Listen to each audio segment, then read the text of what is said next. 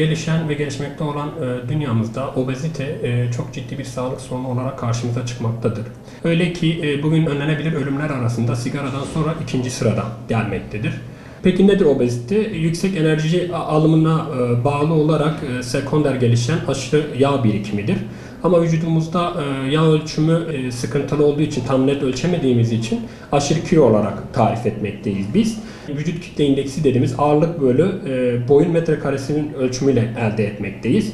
Bugün hem sadece dünyada değil, ülkemizde de çok ciddi bir sıkıntı olarak karşımıza çıkıyor obezite. Kadınlarda, çocuklarda, erkeklerde gittikçe sıklığı artmakta. Ve artmakla birlikte, kendisiyle birlikte birçok hastalığa da maalesef sebebiyet vermekte. Bunların başında diyabet geliyor, şeker hastalığı, metabolik sendrom dediğimiz, İşte tansiyon, hipertansiyon, uyku apne sendromu dediğimiz hastalıklar, karaciğer yağlanması, erkek ve kadınlarda infertilite, uyku bozuklukları, depresyon gibi birçok hastalığa sebebiyet vermekte. Bugün obezite gelişmesinin en önemli sebeplerinden biri beslenme alışkanlıklarımızdaki değişikliklere bağlı görülmekte.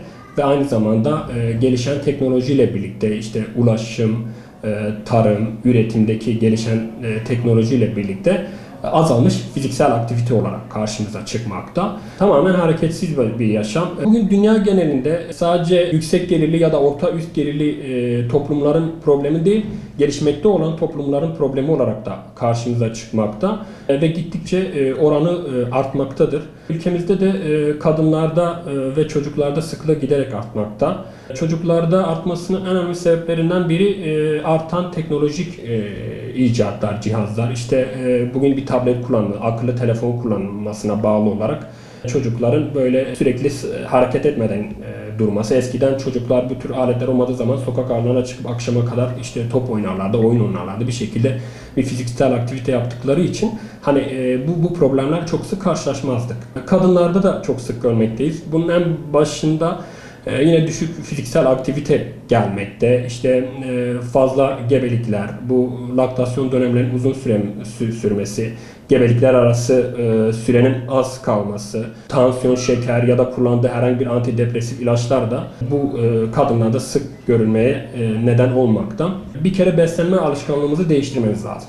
Yani bu fast food dediğimiz ara öğünleri, ayakta yeme tarzını değiştirmeniz lazım. Çünkü bunlar hem sağlıksız hem de çoğu zaman böyle yüksek kalorili yiyecekler oluyor.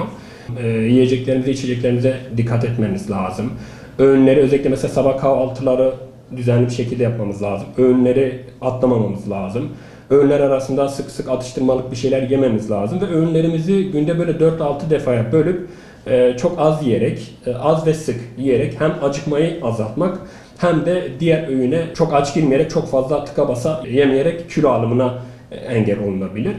Yani öncelikle bu beslenme alışkanlıklarımızı bir düzeltmemiz lazım. İkincisi olarak mutlaka yani haftada 5 gün spor yapmamız gerekiyor. Yani günde yarım saat böyle orta düzey yoğunlukta bir spor, hafif tempoda bir koşu olur, bir bisiklet sürme olur. Bunları yaparak kilo alımını engellememiz gerekiyor. Şeker hastalığı olsun, tansiyon hastalığı olsun, kolesterol hastalıkları olsun, kardiyovasküler hastalıkların, kalp hastalıklarına, hatta yetişkinlerde yani beyin kanamasına daha da ileri gidin, maalesef kanser hastalıklarını da obezite çok ciddi manada tetikliyor maalesef.